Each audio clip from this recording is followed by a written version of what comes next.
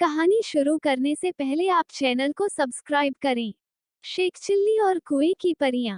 एक गांव में एक सुस्त और कामचोर आदमी रहता था।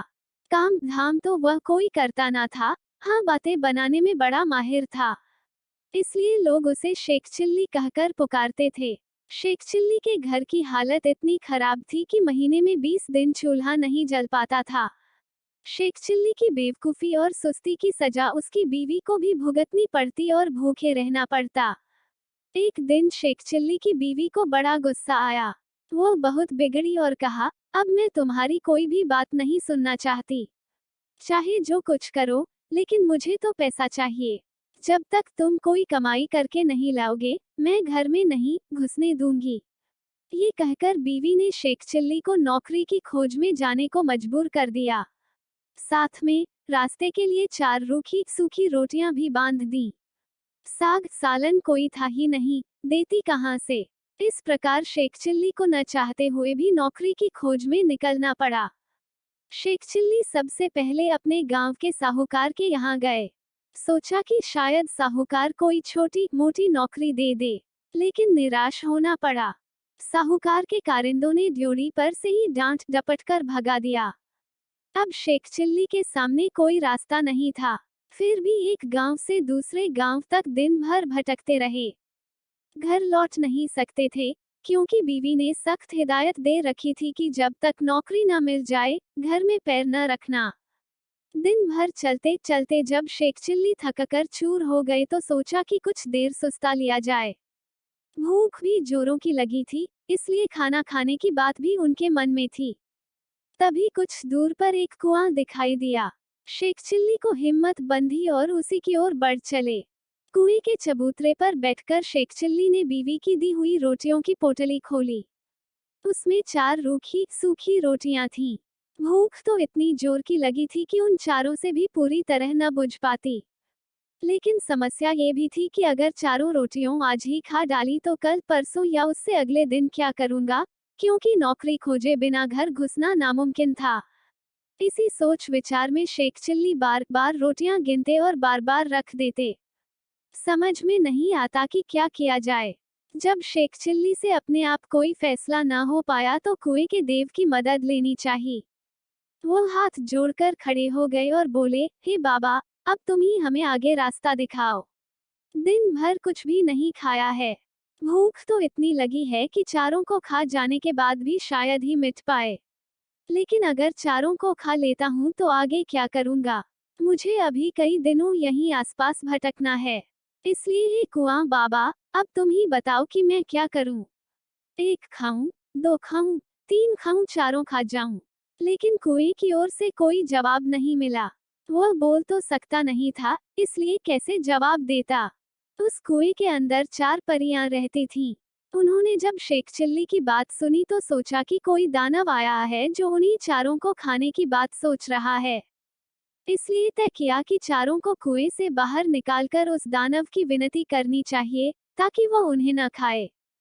ये सोचकर चारों परियां कुएं से बाहर निकल आई। हाथ जोड़कर वे शेख चिल्ली से बोली, हे दानवराज, आप तो बड़े बलशाली हैं। आप व्यर्थ ही हम चारों को खाने की बात सोच रहे हैं।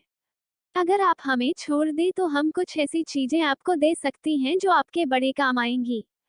परियों को देखकर वह उनकी बातें सुनकर शेख चिल्ली हक्के बक्के रह गए।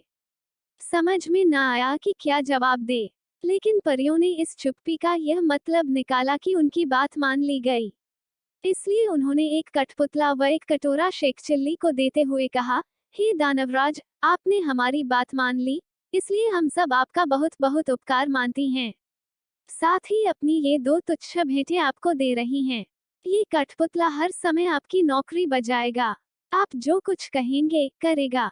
और यह कटोरा वह हर एक खाने की चीज आपके सामने पेश करेगा, जो आप इससे मांगेंगे। इसके बाद परियां फिर कुएं के अंदर चली गई। इस सबसे शेख चिल्ली की खुशी की सीमा न रही। उसने सोचा कि अब घर लौट चलना चाहिए, क्योंकि बीवी जब इन दोनों चीजों के करतब देखेगी तो फूली न समाएगी। लेकिन सूरज डूब चुका था और रात घिर आई थी, इसलिए शेख चिल्ली पास के एक गांव में चले गए और एक आदमी से रात भर के लिए अपने यहाँ ठहरा लेने को कहा। ये भी वादा किया कि इसके बदले में वो घर के सारे लोगों को अच्छे अच्छे पकवान व मिठाइयाँ खिलाएंगे। वो आदमी तैयार हो गया और शेख चिल्ली को अपनी बैठक में ठहरा लिया। शेख चिल्ली ने भी अपने कटोरे को निकाला और उसने अपने करतब दिखाने को कहा। बात की बात में खाने की अच्छी अच्छी चीजों के ढेर लग गए। जब सारे लोग खा पी चुके तो उस आदमी की घरवाली जूठे बर्तनों को लेकर नाली की ओर चली। ये देखकर शेख चिल्ली ने उसे रोक दिया और कहा कि मेरा कठपुतला बर्तन साफ कर देगा। शेख चिल्ली के कहने भर की देर थी कि कठपुतले ने सारे के सारे बर्तन पल भर में निपटा डाले। शेख चिल्ली के कठपुतले और कटोरे के यह अजीबोगरीब करतब देखकर गांव के उस आदमी और उसकी बीवी के मन में लालच आ गया। शेख चिल्ली जब सो गए तो वह दोनों चुपके से उठे और शेख चिल्ली के कटोरे व कठपुतले को चुराकर उनकी जगह एक नकली कठपुतला और नकली ही कटोरा रख दिया। शेख चिल्ली को ये बात पता न चली। सवेरे उठकर उन्होंने हाथ मुंह धोया और दोनों नकली चीजें लेकर घर की ओर चल दिए। घर पहुंचकर उन्होंने बड़ी डींगे हाँकी और बीवी से कहा, भगवान, अब तुझे कभी किसी बात के लिए झीकना नहीं पड़ेगा। न घर में खाने को किसी चीज की कमी रहेगी और न ही कोई काम हमें तुम्हें करना पड़ेगा। तुम जो चीज खाना चाहोगी, मेरा ये कटोरा तुम्हें खिलाएगा और जो काम करवाना चाहोगी मेरा ये कठपुतला कर डालेगा। लेकिन शेख चिल्ली की बीवी को इन बातों पर विश्वास न हुआ। उसने कहा, तुम तो ऐसी डींगे रोज ही मारा करते हो, कुछ करके दिखाओ तो जानूं। हाँ, क्यों नहीं, शेख चिल्ली ने तपाक से जवाब दिया और कटोरा व कठपुतले में अपने अपने करतब दिखाने को कहा। लेकिन वो दोनों चीजें तो नकली थी, अतः शेख चिल्ली की बात झूठी निकली। नतीजा ये हुआ कि उनकी बीवी पहले से ज्यादा नाराज हो उठी। कहा, तुम मुझे इस तरह धोखा देने की कोशिश करते हो। जब से तुम घर से गए हो, घर में चूल्हा नहीं जला है। कहीं जाकर मन लगाकर काम करो तो कुछ तनख्वाह मिले और हम दोनों को 2 जून खाना नसीब हो। इन जादुई चीजों से कुछ नहीं होने का। बेबस शेख चिल्ली खिसियाए हुए से फिर चल दिए। वो फिर उसी कुएं के चबूतरे पर जाकर बैठ गए। समझ में नहीं आ रहा था कि अब क्या किया जाए। जब सोचते सोचते वह हार गए और कुछ भी समझ में न आया तो उनकी आंखें छलछला आई और रोने लगे। ये देखकर कुएं की चारों परियां फिर बाहर आई और शेख चिल्ली से उनके रोने का कारण पूछा।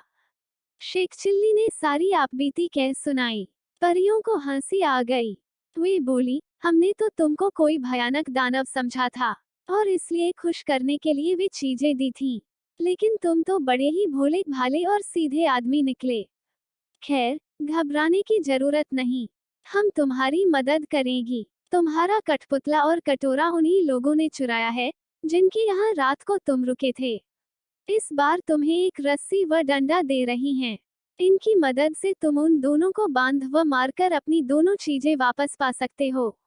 इसके बाद परियां फिर कुएं में चली गईं। जादुई रस्सी डंडा लेकर शेख चिल्ली फिर उसी आदमी के यहाँ पहुंचे और कहा, इस बार मैं तुम्हें कुछ और नए करतब दिखाऊंगा। वो आदमी भी लालच का मारा था। उसने समझा कि इस बार कुछ और जादुई चीजें हाथ लगेंगी, इसलिए उसमें खुशी खुशी शेख चिल्ली को अपने यहाँ टिका लिया। लेकिन इस बार उल्टा ही हुआ। शेख चिल्ली ने जैसे ही हुक्म दिया वैसे ही उस घरवाले व उसकी बीवी को जादुई रस्सी ने कसकर बांध लिया और जादुई डंडा दनादन पिटाई करने लगा। अब तो वे दोनों चीखने चिल्लाने और माफी मांगने लगे। शेख चिल्ली ने कहा, तुम दोनों ने मुझे धोखा दिया है। मैंने तो ये सोचा था कि तुमने मुझे रहने को जगह दी है, इसलिए मैं भी तुम्हारे साथ कोई भलाई कर दूं। लेकिन तुमने मेरे साथ उल्टा बर्ताव किया, मेरे कठपुतले और कटोरे को ही चुरा लिया। अब जब वे दोनों चीजें तुम मुझे वापस कर दोगे, तभी मैं अपनी रस्सी व डंडे को रुकने का हुक्म दूंगा। उन दोनों ने झटपट दोनों चुराई हुई चीजें शेख चिल्ली को वापस कर दी। ये देखकर शेख चिल्ली ने भी अपनी रस्सी व डंडे को रुक जाने का हुक्म दे दिया। अब अपनी चारों जादुई चीजें लेकर शेख चिल्ली प्रसन्न मन से घर को वापस लौट पड़े। जब बीवी ने फिर देखा कि शेख चिल्ली वापस आ गए हैं तो उसे बड़ा गुस्सा आया। उसे तो कई दिनों से खाने को कुछ मिला नहीं था, इसलिए वह भी झुंझलाई हुई थी। दूर से ही देखकर वह चीखी, कामचोर, तुम फिर लौट आए। खबरदार, घर के अंदर पैर न रखना। वरना तुम्हारे लिए बेलन रखा है। ये सुनकर शेख चिल्ली दरवाजे पर ही रुक गए। मनी मन उन्होंने रस्सी व डंडे को हुक्म दिया कि वे उसे काबू में करें। रस्सी और डंडे ने अपना काम शुरू कर दिया। रस्सी ने कसकर बांध लिया और डंडे ने पिटाई शुरू कर दी। ये जादुई करतब देखकर बीवी ने भी अपने सारे हथियार डाल दिए और कभी वैसा बुरा बर्ताव न करने का वादा किया। तभी उसे भी रस्सी व डंडे से छुटकारा मिला। अब शेख चिल्ली ने अपने कठपुतले व कटोरे को हुक्म देना शुरू किया। बस फिर क्या था, कठपुतला बर्तन भाड़े व जिन जिन चीजों की कमी थी झटपट ले आया और कटोरे ने बात की बात में नाना प्रकार के व्यंजन तैयार कर दिए। पुरानी कहानियाँ यूट्यूब चैनल को सब्सक्राइब करना ना भूले। अगली वीडियो में मिलते हैं एक और रोचक कहानी के साथ। तब तक आप वीडियो के नीचे लाल बटन को दबा दें।